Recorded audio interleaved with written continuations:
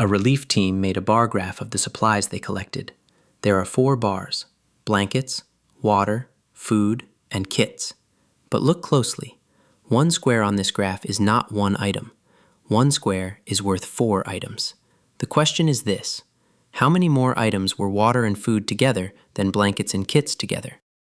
Pause the video. Try it before I show the trick. Here is the warning. Each bar is measured in squares. So first ask yourself, what is each bar really worth in items?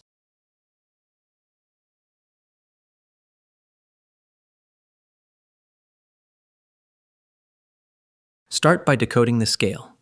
Every square is 4 items, so multiply each bar by 4. Blankets is 5 squares. 5 times 4 is 20 items. Water is 7 squares.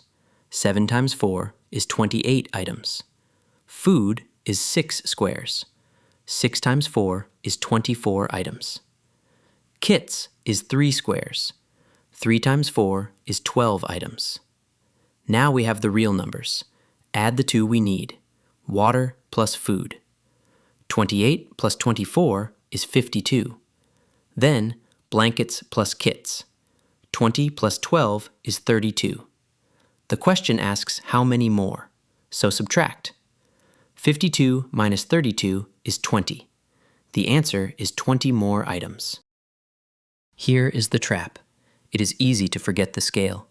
If you just used the squares, you would do 7 plus 6 minus 5 plus 3. That gives 5. But 5 is wrong. Those are squares, not items.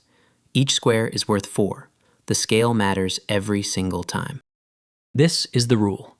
Decode the scale, then combine. If one square on a graph is worth several units, multiply every bar by the scale first, then add the categories you need and compare. Before adding bars, check the y-axis. One square is rarely one item. Learn, compete, and win.